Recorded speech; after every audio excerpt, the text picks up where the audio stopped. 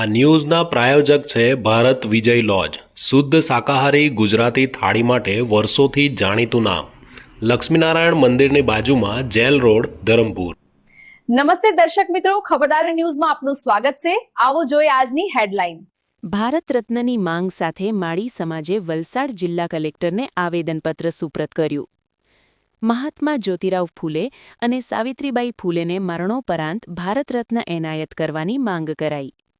સમસ્ત માળી સમાજ મહામંડળ ટ્રસ્ટ ગુજરાત દ્વારા આજે વલસાડ કલેક્ટર કચેરીએ આવેદનપત્ર સુપ્રત કરી મહાત્મા જ્યોતિરાવ ફૂલે અને સાવિત્રીબાઈ ફૂલેને મરણોપરાંત ભારત રત્ન એનાયત કરવાની માંગ કરવામાં આવી હતી। ટ્રસ્ટના પ્રમુખ ભાવિકભાઈ રામીની આગેવાની હેઠળ સુપ્રત કરાયેલ આ આવેદનપત્રમાં જણાવ્યું હતું કે મહાત્મા જ્યોતિરાવ ફૂલેએ સમગ્ર જીવન પછાત, દબાયેલા અને કચડાયેલા વર્ગના ઉત્થાન માટે સમર્પિત કર્યું હતું।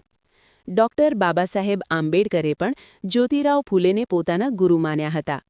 સાવિત્રીબાઈ ફૂલે અખંડ ભારતના પ્રથમ મહિલા શિક્ષિકા બન્યા હતા અને મહિલાઓ માટે પ્રથમ શાળા સ્થાપી। સમય જતાં વધુ 17 શાળાઓ શરૂ કરી હતી। ફૂલે દંપતીએ સંયુક્ત રીતે બાળ હત્યા નિષેધ ગૃહ, ખેત મજૂરો માટે રાત્રિ શાળા અને મહિલા અનાથાશ્રમ જેવી અનેક સંસ્થાઓ પણ સ્થાપી હતી। આવેદનપત્રમાં વધુમાં જણાવ્યું હતું કે ગુજરાત માળી સમાજ દ્વારા રાજ્યના તમામ જિલ્લા મથકોએ કલેક્ટરને આવેદનપત્ર આપી આ માંગ કરવામાં આવી રહી છે, જે અંતર્ગત સંત સાવતા માલી ચેરિટેબલ ટ્રસ્ટ વાપીના નેતૃત્વમાં આજે વલસાડ જિલ્લા કલેક્ટરને આવેદનપત્ર પ્રાંત કલેક્ટરને સંબોધી પ્રાંત અધિકારીને આપવામાં આવ્યું હતું। સમગ્ર ભારતમાં આ માંગ બુલંદ બની રહી છે, ત્યારે ગુજરાતનો માળી સમાજ પણ એને સંપૂર્ણ ટેકો આપે છે। ભારત સરકાર દ્વારા ફૂલે દંપતીને ભારત રત્ન આપવાનો નિર્ણય જાહેર થશે, ત્યારે દેશના અતિ પછાત અને કચડાયેલા વર્ગને સાચા અર્થમાં ન્યાય મળ્યો ગણાશે, એમ આવેદનપત્રમાં ઉલ્લેખ કરાયો હતો।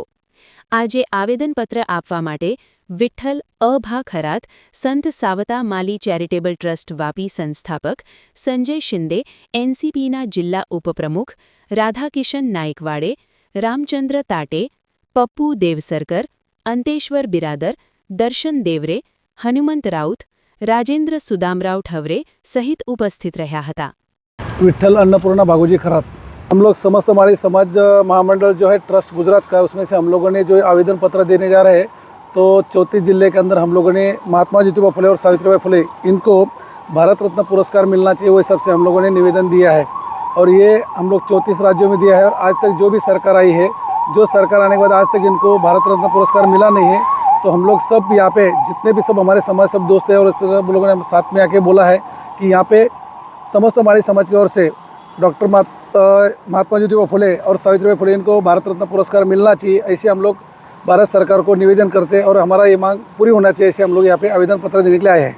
हम माड़ी समाज के लोग और हमारे प्रतिनिधित्व करने वाले और वापी से हम लोग निवेदन देने के लिए कलेक्टर ऑफिस में आए हैं, ताकि महात्मा ज्योतिबा फुले और हमारे सावित्रीबाई फुले जो शिक्षण के धारक थे, उनको आज तक स्वातंत्र्य मिल के तकरीबन 70 साल के ऊपर हो गया, लेकिन आज तक उनको भारत रत्न मिला नहीं। उसका आवेदन देने के लिए हम वलसाड़ कलेक्टर ऑफिस में आवेदन देने आए हैं। और हमारी यही मांग है कि जल्द से जल्द कोई भी सरकार हो, हमारे जो शिक्षण के रचिता है उनको भारत रत्न मिले, और यही हमारी मांग है। नाम शिशराव प्रकाशराव देवसरकर है। मैं युवा सेवा चैरिटेबल ट्रस्ट से सचिव पद की ओर नियुक्त हूँ।